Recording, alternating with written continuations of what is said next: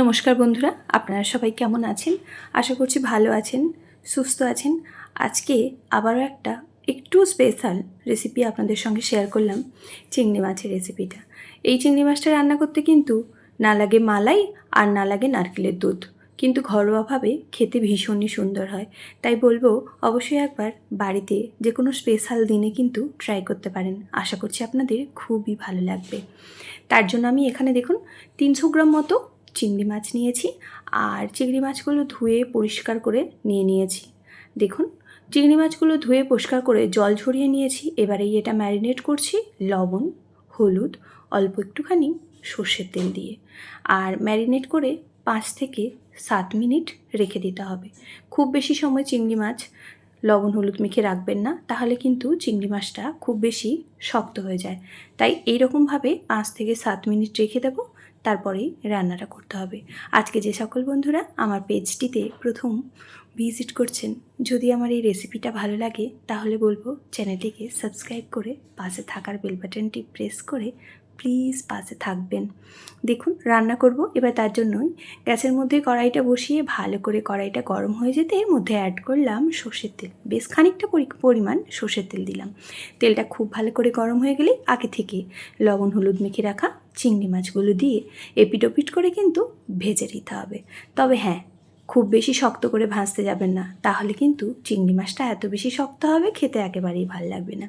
ঠিক কালারটা চেঞ্জ হবে, কালো থেকে লাল লাল লাল লাল হবে, ঠিক সেরকমভাবেই কিন্তু ভেজে তুলে নিতে হবে। তাই এই সময় গ্যাসের ফ্লেমটা একটু হাইতে রেখেই ভাজাটা করবেন। তা না হলে চিংড়ি মাছ থেকে প্রচুর পরিমাণ জল ছাড়বে, সেই জলটা শুকনো করতে কিন্তু তত সময় চিংড়ি মাছ শক্ত হয়ে যাবে। তাই যখন চিংড়ি মাছগুলো ভাজবেন একটু হাই ফ্লেমে রেখে ভেজে নিতে হবে। দেখুন, সুন্দরভাবেই কিন্তু চিংড়ি মাছগুলোর কালার চেঞ্জ হয়ে গেছে। এবারে আমি এগুলো তুলে নিচ্ছি। আপনাদের ছোট্ট ছোট্ট লাইক, ছোট্ট ছোট্ট কমেন্ট কিন্তু ভিডিও বানানোর অনেক উৎসাহ জাগায়। তাই বলবো অবশ্যই একটা লাইক কমেন্ট করে যাবেন। আর কে কোথা থেকে আমার এই রেসিপিটা দেখছেন অবশ্যই কমেন্ট করবেন, তাহলে কিন্তু আমার খুব ভালো লাগে। দেখুন, প্রত্যেকটা চিংড়ি মাছ আমি কিন্তু তেল থেকে তুলে নিলাম। এবার ওই তেলের মধ্যেই অ্যাড করব ফোড়ন। দেখুন, এলাচ, দারুচিনি, লবঙ্গ আর একটা শুকনো লঙ্কা দুভাগ করে দিয়ে দিলাম। দিয়ে ফোড়নটা বেশ ভালো করে ফুটিয়ে নেব, আর সুন্দর একটা স্মেল বেরোবে।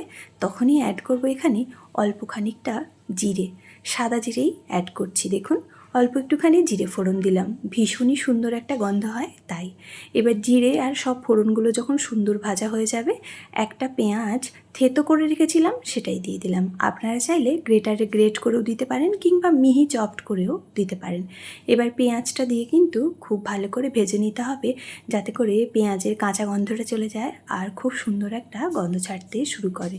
ঠিক একটু হালকা ব্রাউন কালার ধরবে সেই পর্যন্ত কিন্তু পেঁয়াজটা ভেজে নিতে হবে। দেখুন, পেঁয়াজটা কিন্তু ভাজা কমপ্লিট হয়ে গেছে। এর থেকে আর বেশি ভাজবো না, তাহলে কিন্তু রান্নার টেস্ট তেতো হয়ে যাবে। এবারে এর মধ্যে বেসিক মশলা অ্যাড করছি। আদা রসুনের পেস্ট হাফ চা চামচ, তার সাথেই দিয়ে ভালো করে মিশিয়ে কষিয়ে নিচ্ছি আরও 2 মিনিট মতো।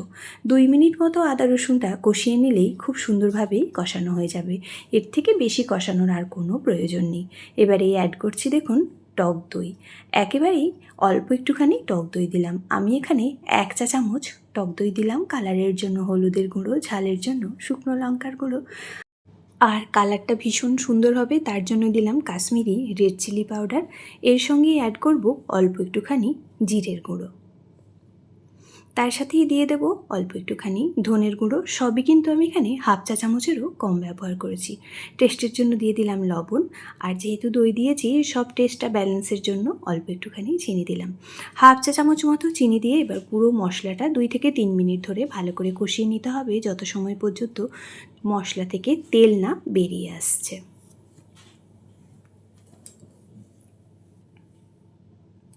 সামনেই জামাই ষষ্ঠী আছে, চাইলে কিন্তু এরমভাবে চিংড়ি মাছটা রান্না করে জামাইদের খাওয়াতে পারেন। ভীষণই টেস্টি একটা রেসিপি। দেখুন, মশলা থেকে সুন্দরভাবে তেলটা ছেড়ে গেছে। এবারে এর মধ্যে অ্যাড করছি আমি প্যাকেটের যে গরুর দুধটা হয় সেই দুধই দিয়ে দিলাম আমি 1 কাপ পরিমাণ। এখানে প্রায় 200 ml মতো দুধ আমি দিয়ে দিলাম। এবারে অল্প একটুখানি জল দিলাম। দিয়ে ভালো করে এবার মিশিয়ে ফুটিয়ে নিতে হবে। এই চিংড়ির মালাইকারিতে না লাগবে মালাই আর না লাগবে নারকেলের দুধ। এরকম একবার গরুর দুধ দিয়ে চিংড়ি মাছটা বানিয়ে দেখতে পারেন, ভীষণ টেস্ট হয়। আর সত্যি একটু অন্যরকম টেস্ট খেতে কিন্তু ভালোই লাগে। সবসময় একই রকম নারকেলের দুধ দিয়ে না খেয়ে একবার গরুর দুধ দিয়ে এরকম চিংড়ি মাছের মালাইকারি বানিয়ে দেখুন। আর কেমন লাগলো অবশ্যই আমার কমেন্ট বক্সে জানিয়ে যাবেন। দেখুন ঝোলটা সুন্দরভাবে ফুটে গেছে, দিয়ে অনেকটা ঝোলটা কমেও গেছে। এবারে আগে থেকে যে ভেজে রেখেছিলাম চিংড়ি মাছটা সেটাই দিয়ে দেব।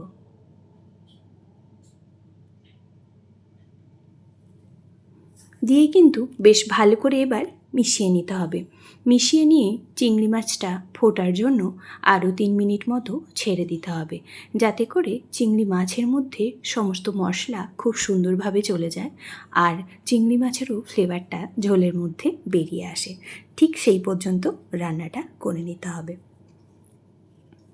দেখুন চিংড়ি মাছের কালারটা কেমন হয়েছিল, দেখতে যেমনই সুন্দর হয়েছিল খেতেও দারুণ হয়েছিল।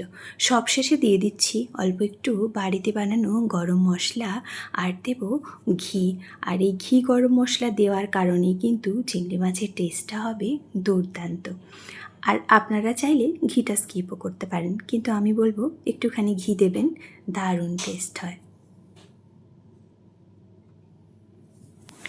এবারেই ভালো করে মশলার সাথে ঘি গরম মশলাটা এই চিংড়ি মাছের সঙ্গে মিশিয়ে নিয়ে গরম গরম ভাতের সঙ্গে পরিবেশন করুন। আর এতটা ভালো হয় খেতে, দেখবেন আর কিছুটি লাগছে না। এরকম হলেই কিন্তু খাওয়া পুরোপুরি কমপ্লিট হয়ে যাবে। চাই যে কোনো স্পেশাল দিনে স্পেশাল রেসিপিভাবে যদি চিংড়ি মাছটা বানাতে চান, তখন কিন্তু এইভাবে একবার বানাতে পারেন। আশা করছি বাড়ির সকলের খুবই ভালো লাগবে। আর আজকের আমার এই রেসিপিটা যদি ভালো লাগে তাহলে চ্যানেলটিকে সাবস্ক্রাইব করে পাশে থাকা বেল বাটনটি প্রেস করে প্লিজ পাশে থাকবেন। দেখুন প্রত্যেকটা চিংড়ি মাছ কিন্তু এরকম গোটা গোটাই আছে আর কালারটা কতটা সুন্দর হয়েছে। তাই এই রকমভাবে চিংড়ি মাছ বাড়িতে বানানোর অনুরোধ রইল আপনাদের কাছে। এবারে দেখুন সার্ভ করে দিলাম আর দেখতে কেমন হয়েছিল। আপনারা যে সকল বন্ধু এখনও পর্যন্ত আমার এই ভিডিওটা দেখছেন তাদের জন্য অসংখ্য ধন্যবাদ। আর ভালো লাগলে অবশ্যই কমেন্ট করে জানাবেন। কে কোথা থেকে আমার এই রেসিপিটা দেখছেন কমেন্ট করে জানালে আমার খুব ভালো লাগবে। দেখুন সুন্দরভাবেই চিংড়ি মাছটা আমি দিয়ে দিলাম। আর এতটা সময় আমার সঙ্গে থেকে আমার এই রেসিপিটা দেখলেন, তার জন্য আপনাদের সকলকে অনেক ধন্যবাদ। ভালো থাকবেন, সুস্থ থাকবেন, বাড়ির সকলের খেয়াল রাখবেন। আবারও আপনাদের সাথে দেখা হবে পরের কোনো রেসিপিতে। তত সময় সবাই খুব ভালো থাকবেন, সুস্থ থাকবেন। আর আমার চ্যানেলটি সাবস্ক্রাইব করে পাশে থাকবেন।